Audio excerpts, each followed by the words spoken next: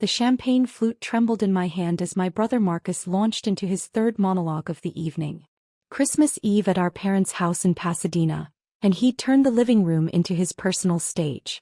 Series B funding closed at $180 million, he announced to the assembled relatives, his voice carrying that particular blend of smugness I'd grown familiar with over 32 years.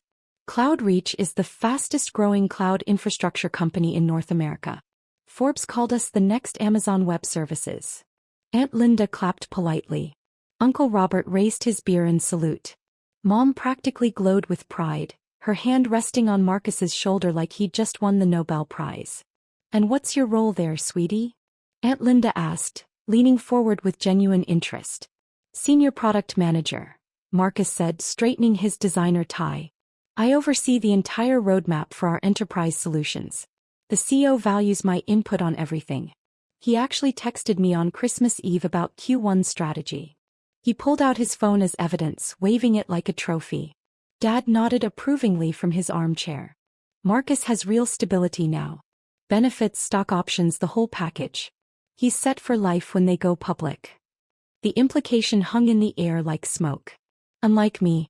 Unlike his disappointment of a daughter who, at 34, still rented a one-bedroom apartment in Venice Beach and drove a 7-year-old Honda Civic. "That's wonderful, Marcus," I said, meaning it.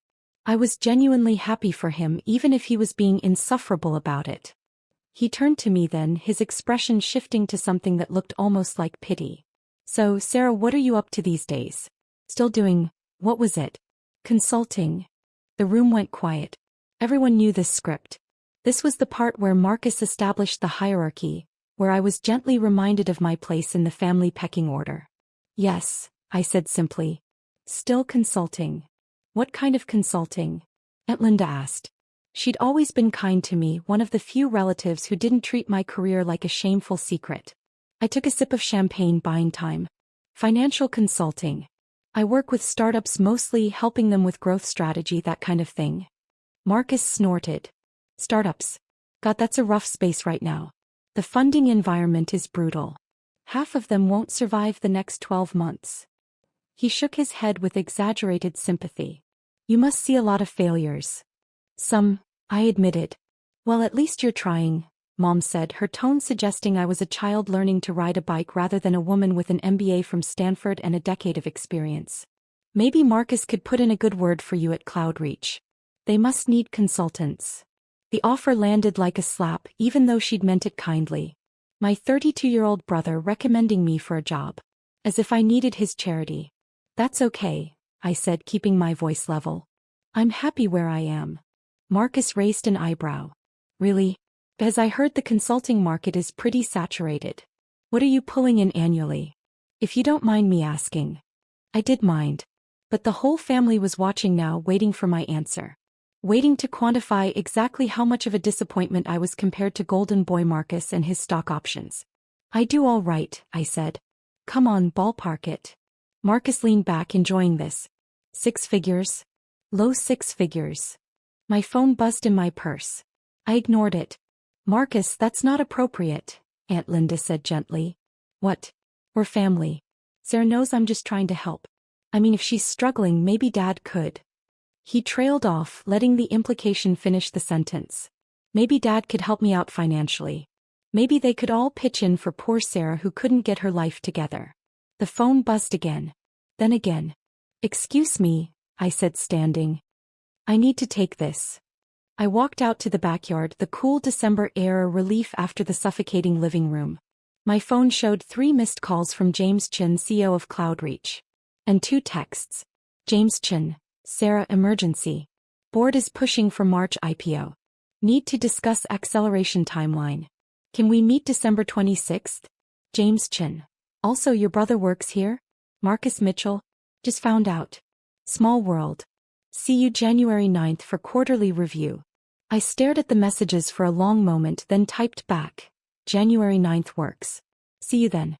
Through the window I could see Marcus holding court, probably explaining cloud infrastructure to relatives who had no idea what he was talking about. Mom hung on every word. Dad beamed with pride. They had no idea that CloudReach existed because of a $25 million Series A check I'd signed 18 months ago. That their Series B funding, the $180 million Marcus was so proud of, had come largely from the syndicate I'd assembled. That I'd introduced James Chin to 3 of his key hires, including his CTO. They had no idea that I was a partner at Apex Ventures, one of the most successful venture capital firms in Silicon Valley. That my portfolio was worth north of $3 billion. That I'd been named to Forbes 30 Under 30 in venture capital 4 years ago and had just been profiled in TechCrunch as one of the power players reshaping startup funding. They had no idea because I'd never told them. Not when Mom asked if I'd found a real job, yet. Not when Dad suggested I go back to school for something more stable. Not when Marcus started at CloudReach 9 months ago and immediately began treating me like the family charity case. I'd kept quiet for a reason. I wanted to see if they valued me, Sarah, their daughter and sister, without the validation of money or status. I wanted to know if they'd be proud of me even if I was just a struggling consultant. The answer apparently was no. I walked back inside.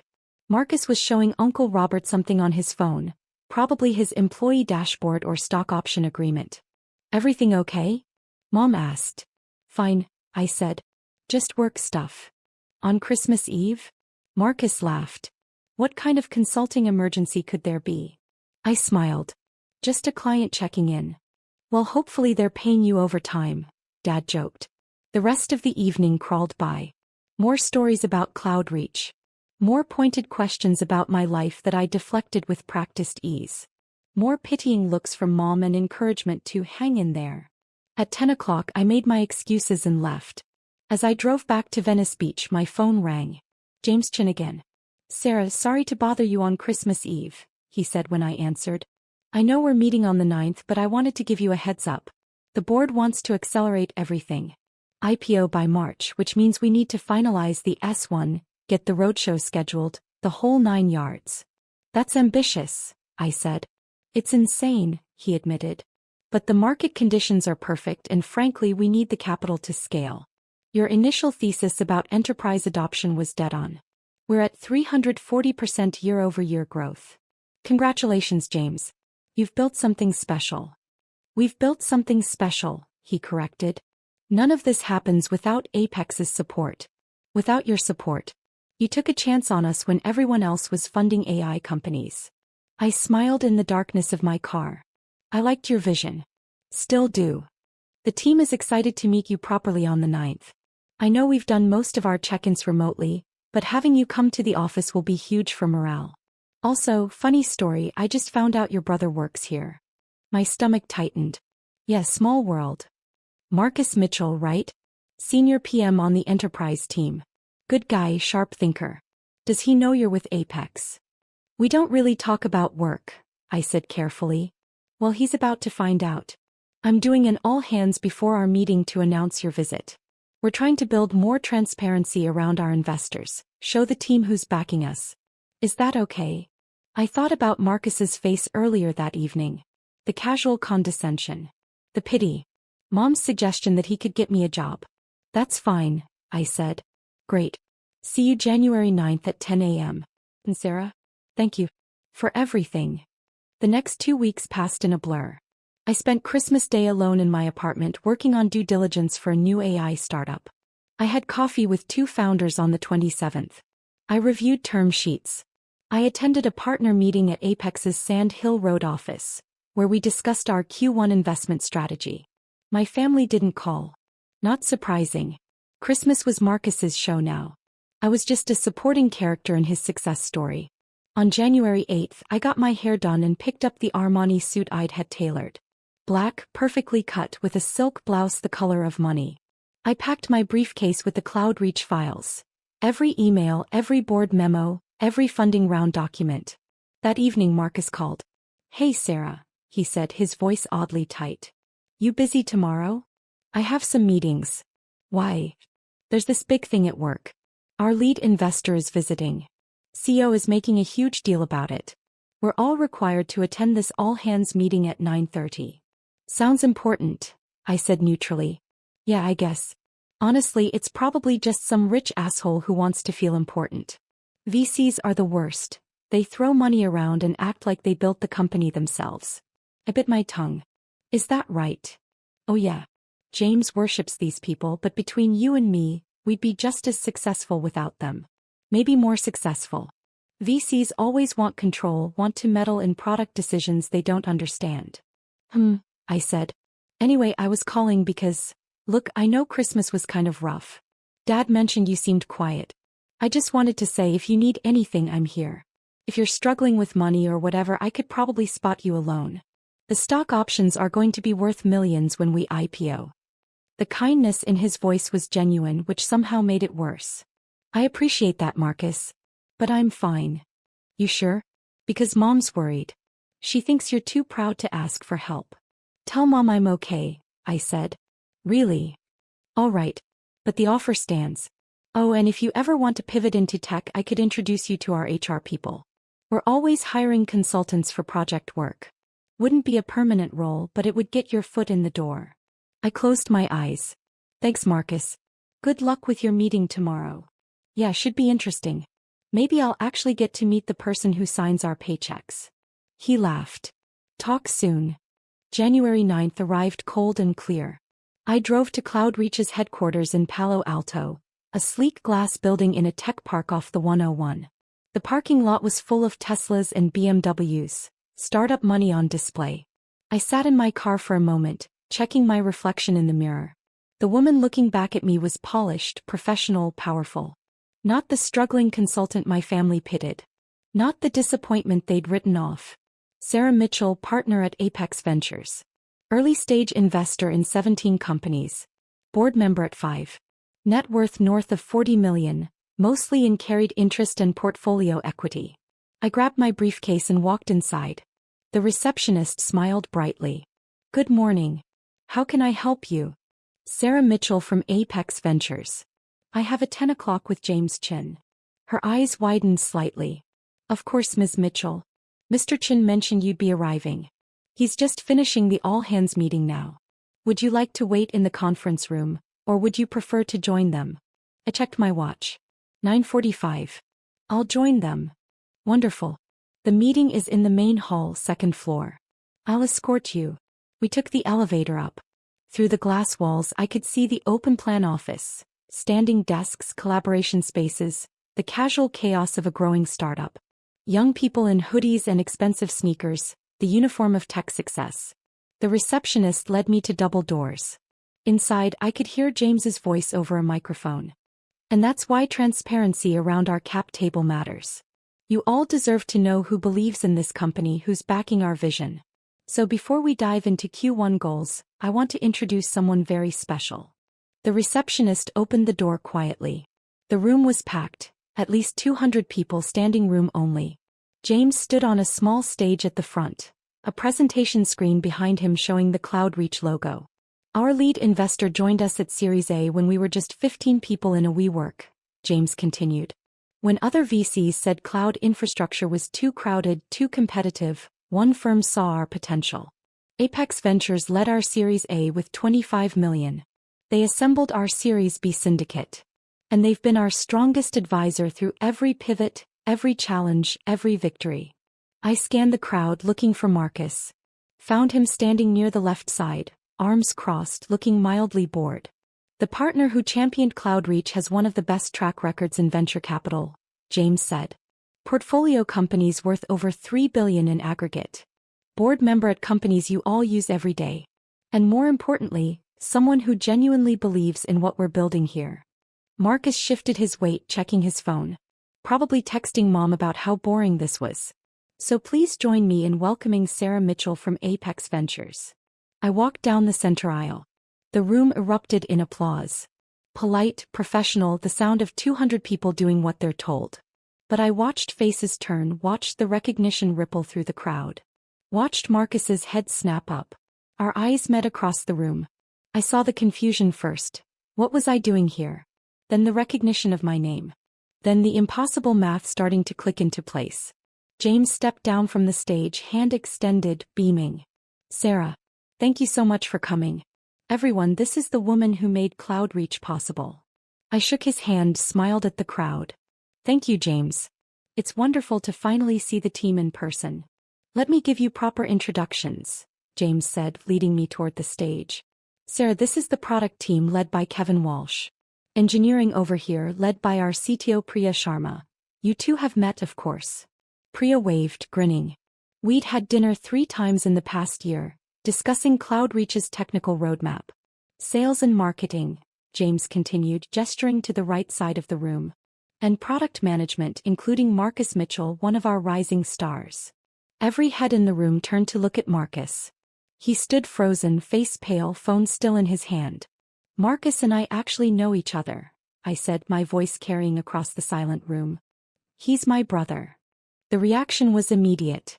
Whispers, shocked looks, people glancing between us like they were watching a tennis match. James's eyes went wide. Your brother? I knew you had the same last name, but I didn't make the connection. That's incredible. Marcus, you never mentioned your sister was in venture capital. Marcus opened his mouth. Closed it. Opened it again. We don't really talk about work. Well, this is a small world moment, James laughed. Sarah, would you mind saying a few words to the team? They'd love to hear your perspective. I climbed the 3 steps to the stage. 200 faces looked up at me. Young, hungry, brilliant. The future of tech assembled in one room. And in the middle of them, my brother looking like he might be sick. Thank you, James, I said into the microphone. And thank you all for building something extraordinary. When James first pitched CloudReach 18 months ago, I knew immediately this was special. Not because of the technology, though that's best in class, but because of the vision. The understanding that cloud infrastructure isn't about speeds and feeds, it's about enabling the next generation of innovation. I clicked to the next slide, which showed CloudReach's growth metrics. You've exceeded every projection we made.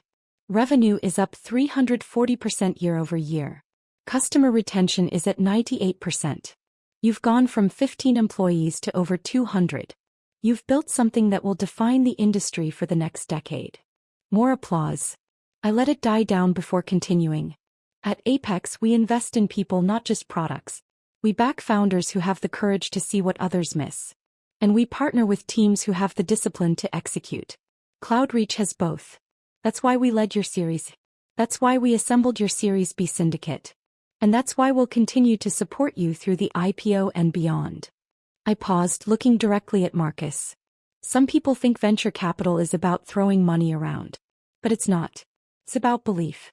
It's about seeing potential before anyone else does. It's about taking risks on people who might not look successful yet, but who have the vision and drive to build something incredible. Marcus's face had gone from pale to red. So congratulations, I finished. To everyone in this room. You're part of something special. And I'm honored to be along for the ride. The applause was genuine this time, enthusiastic. James took the microphone back, launching into a discussion of Q1 goals. I stepped off the stage and immediately people approached me. Engineers wanting to discuss the technical roadmap, product managers pitching features, everyone wanting a moment with the person who'd believed in them. Marcus didn't approach. He stood rooted to his spot, staring at me like I was a stranger. The all-hands meeting ended at 10:15. James ushered me to a conference room where the executive team waited. CTO, CFO, VP of Sales, VP of Product. We spent 2 hours reviewing the IPO timeline, discussing board composition, planning the roadshow. At noon, James walked me back to the lobby. That went better than I could have hoped, he said. The team is energized. And having you here, seeing that our investors are engaged, it matters. Happy to help, I said. CloudReach is one of my favorite portfolio companies. You should be very proud. We couldn't have done it without you. He hesitated. Can I ask, what's the deal with your brother? He looked like he'd seen a ghost. I smiled carefully. Family dynamics. We don't talk about work much. Fair enough. Well, he's lucky to have you. Must be inspiring having a sister who's accomplished so much. I didn't correct him. As I walked to my car, my phone exploded with messages. 7 texts from Marcus. 3 missed calls. 2 voicemails. I listened to the first voicemail in my car. Sarah, what the fuck? You're a venture capitalist? You're a partner? At Apex? You've been lying to us for years. Call me back. Now. The second voicemail was quieter, shakier. Sarah, I don't understand. Why didn't you tell us? Why did you let us think? Mom is going to lose her mind when she finds out. Dad too. You need to call me. Please.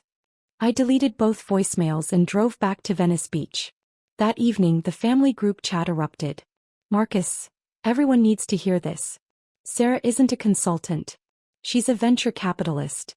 A partner at one of the biggest VC firms in Silicon Valley. Mom, what? Sarah, is this true? Dad, Marcus, what are you talking about? Marcus, she's been lying to us. She's rich. Like really rich. She invested in Cloudreach. She's basically my boss's boss. Aunt Linda, Sarah, that's wonderful. Why didn't you tell us? Mom, Sarah, please call me. I'm so confused. I muted the chat and poured myself a glass of wine. The calls started at 7. Mom first, then Dad, then Marcus again. I let them all go to voicemail. At 8:30, someone knocked on my door. I looked through the peephole and saw Marcus standing in the hallway, still wearing his Cloudreach hoodie. I opened the door. Why? He said immediately. Why did you lie to us? I didn't lie, I said calmly. I just didn't correct your assumptions. That's the same thing. He pushed past me into the apartment. Hey, Sarah. Do you know how I felt today? Standing in that room while everyone looked at me? While they realized my sister is Sarah Mitchell from Apex Ventures and I had no idea. How did it feel? I asked. He spun to face me. Humiliating. I look like an idiot. My own sister, and I didn't even know what she did for a living. You never asked, I said quietly. Not really. You asked what I did, and when I said consulting, you made assumptions. You decided I was struggling. You offered me loans. You suggested Dad could help me out. Because you live in this tiny apartment. You drive a Honda. You never talk about your job. I like my apartment, I said. It's close to the beach. And my car runs fine. Why would I talk about my job when you clearly weren't interested? He stared at me. That's not fair. Isn't it? Marcus, when was the last time you asked me a question about my life that wasn't designed to confirm I was less successful than you? That's not. I was trying to help. Were you? I walked to my wine glass, took a sip. Or were you trying to feel superior? Oh, come on. You're the one who's been playing games. You could have told us the truth any time. I wanted to see if you'd value me without the validation, I said. I wanted to know if Mom and Dad would be proud of me even if I was just a struggling consultant. If you'd treat me with respect even if I wasn't successful. And now I know. He flinched. That's not fair, Sarah. We love you. I know you do. But love and respect aren't the same thing. My phone buzzed. Another text from Mom. Mom, Sarah, please talk to us. We're so proud of you. Why would you hide this? I showed Marcus the text. See that? We're so proud of you. Not, we've always been proud of you. Not, we're proud of who you are. They're proud now that they know I'm successful. That's the difference. You're being unfair, Marcus said again, but his voice was quieter now. We didn't know. How could we be proud of something we didn't know about? You could have been proud of me anyway, I said. You could have assumed I was doing well. You could have given me the benefit of the doubt. Instead, you assumed I was failing. You pitied me. You offered me charity. I was trying to be nice. You were trying to be generous. There's a difference. Generosity comes from a place of equality. Charity comes from a place of superiority. He sat down heavily on my couch. I didn't mean it like that. I know, I said, and I meant it. But it still hurt. We sat in silence for a long moment. Outside, I could hear the ocean, the eternal rhythm of waves. Mom wants to have dinner, Marcus said finally. This weekend. She wants to celebrate your success. My success, I repeated. Not me. My success. Sarah. I'll think about it, I said. He stood looking lost. I'm sorry. For what it's worth. I didn't realize. I should have asked more questions. I should have been a better brother. Yeah, I said. You should have. He left without another word. The calls continued for the next 3 days. Mom crying, saying she was so proud, asking why I'd hidden this from them. Dad gruff, saying he'd always known I'd make something of myself, even though we both knew that was a lie. Aunt Linda genuinely happy, asking if we could have coffee. I called her back. We met at a cafe in Santa Monica. You look good, she said, hugging me. Powerful. I feel tired, I admitted. I bet. She ordered us both coffee. For what it's worth, I always suspected you were doing better than you let on. You had that look. What look? The look of someone who has nothing to prove. Your brother has always been desperate to impress everyone. You never were. That told me everything I needed to know. I smiled. You're the only one who noticed. Your parents love you, she said gently. But they're not very perceptive. They see what they expect to see. Marcus was always the golden child. Confident, loud, obvious. You were quieter. They mistook that for weakness. I'm not weak, I said. I know, honey. But they're going to feel terrible when they realize what they missed. What they assumed. You need to be ready for that. I don't know if I want to forgive them, I said quietly. You don't have to. Not yet. Maybe not ever. But eventually, you'll need to decide what kind of relationship you want with them going forward. Whether their ignorance is forgivable or not. I thought about that over the next week. I went to work, reviewed term sheets, met with founders. CloudReach announced their IPO filing on January 15th. The initial valuation was set at $2.8 billion. My Series A shares were worth $180 million on paper. My carried interest from Apex would be substantial. Marcus texted me when the news broke. Marcus, congratulations. You made a great investment. Me, thank you. You should be proud. You helped build this. Marcus, did you know I was working there when you invested? You joined 9 months after our Series A closed. Marcus, but you knew I was there for the Series B. Me, yes. Marcus, and you didn't tell me. Me, you didn't ask. 3 dots appeared, disappeared, appeared again. Then, Marcus, family dinner Sunday. Mom's making your favorite. Please come. I stared at the message for a long time. Me, I'll think about it. Sunday arrived cold and rainy. I drove to Pasadena in my Honda Civic, wearing jeans and a sweater. Just Sarah. Not Sarah Mitchell, partner at Apex Ventures. Not the woman who'd built a $3 billion portfolio. Just me. Mom opened the door before I could knock. Sarah. Oh honey, come in. You must be freezing. The house smelled like pot roast. My favorite, like Marcus had said. The table was set for 5. Mom, Dad, Marcus, me and Aunt Linda. Linda's here. I asked. I invited her, Mom said. I hope that's okay. She said you two had coffee. That's fine. Dad stood when I entered the dining room. Sarah. Good to see you. Hi, Dad. Marcus was already sitting, looking uncomfortable. He nodded at me. Hey. We sat. Mom brought out the pot roast, the potatoes, the carrots. The meal I'd grown up with, the comfort food of my childhood. For a while no one spoke. We just ate, the silence heavy with everything unsaid. Finally, Dad cleared his throat. We owe you an apology. I looked up. We made assumptions, he continued. About your career. About your life. We didn't ask the right questions. We didn't see what was right in front of us. We're so sorry, honey, Mom said, her eyes shining with tears. We should have known. We should have asked. We should have been proud of you all along. Why weren't you? I asked quietly. The question hung in the air. I don't know, Mom whispered.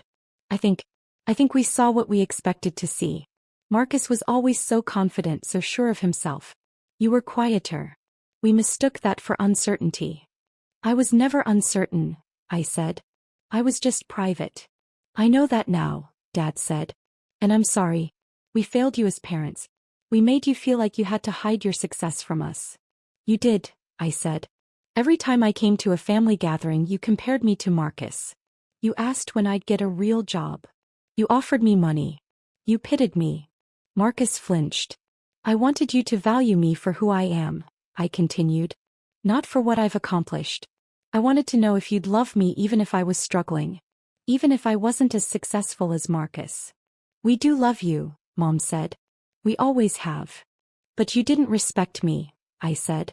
Not until you found out I was rich. Not until you learned I was successful. That's what hurts. Silence fell again. Aunt Linda spoke up. For what it's worth, Sarah, I've always been proud of you. Not because of your job or your money. But because of who you are. Kind, thoughtful, brilliant. That's what matters. Thank you, I said, my voice thick. We want to make this right, Dad said. Tell us how. I looked around the table. At my parents, desperate for forgiveness. At Marcus, ashamed and chastened. At Aunt Linda, supportive as always. I don't know if you can, I said honestly. I don't know if I'm ready to forgive you yet. Maybe someday. But not today. Mom's face crumpled. Sarah. But, I continued, I'm willing to try. To rebuild. To see if we can have a relationship based on who we actually are, not who you thought I was. We'll do anything, Dad said. Then start by asking me questions, I said. Real questions. About my work, my life, my dreams. Not questions designed to confirm your assumptions. Questions because you actually want to know. Okay, Mom said. Hey. We can do that. The rest of dinner was awkward, halting. But it was a start. Mom asked about Apex Ventures. Dad asked about my investment philosophy. Marcus asked what it was like to be on boards. I answered honestly. I told them about the startups I'd funded, the founders I believed in, the risks I'd taken. I told them about the failures too, the companies that had crashed, the bets that hadn't paid off, the hard lessons I'd learned. They listened. Really listened, maybe for the first time in years. At 9 o'clock I stood to leave. Will you come back? Mom asked. Next week. Maybe, I said. If you want me to. We do, Dad said. Very much. Marcus walked me to my car. The rain had stopped, leaving the streets slick and shining. I'm sorry, he said again. For everything. For being an asshole. For making assumptions. For offering you loans when you probably have more money than I'll ever make. I smiled despite myself. You don't know that. Cloudreach's IPO will make you rich. Not Apex Ventures rich, he said. Not Sarah Mitchell rich. Money isn't the point, I said. I know. But it's hard not to feel stupid. I spent years talking down to you. Years thinking I was the successful one. Years pitying you. You weren't entirely wrong, I said. I was struggling. Just not financially. I was struggling to figure out if my family would love me without the success. Turns out that's a harder question to answer than any pitch deck I've ever reviewed. And, what's the answer? I looked at him.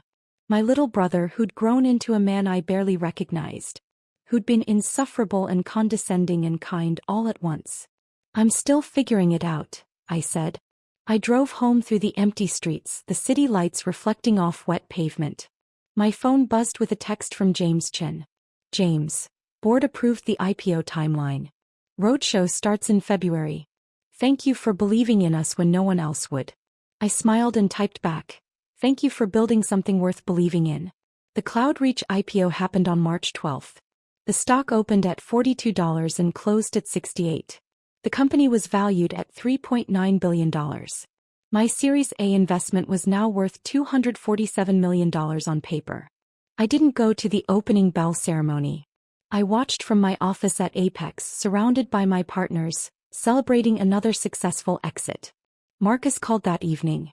My options are worth $4.2 million, he said, sounding dazed. I'm a millionaire. Congratulations, I said, meaning it. Sir, thank you. I know you didn't invest because of me. But still. Thank you. You earned it, I said. You helped build that company. Be proud of what you accomplished. I am, he said. And I'm proud of you too. For what it's worth. I should have said that years ago. Yeah, I said. You should have. Better late than never? I thought about that. About forgiveness and family and the complicated math of love. Yeah, I said finally. Better late than never. We hung up. Outside my window, Sand Hill Road stretched toward the horizon, lined with venture capital firms that had shaped the technology landscape. I was part of that world now. I'd earned my place at the table. But I'd also learned something important. Success without recognition is still success. Worth without validation is still worth. I didn't need my family's approval to know my value. But it was nice finally to have it anyway. My phone buzzed one more time. Mom in the family group chat. Mom, family dinner next Sunday. Sarah, please bring pictures of your work. We want to hear all about Apex Ventures. We want to know everything. I smiled and typed back a single word. Me okay. It wasn't forgiveness. Not yet. But it was a beginning. And sometimes a beginning is enough.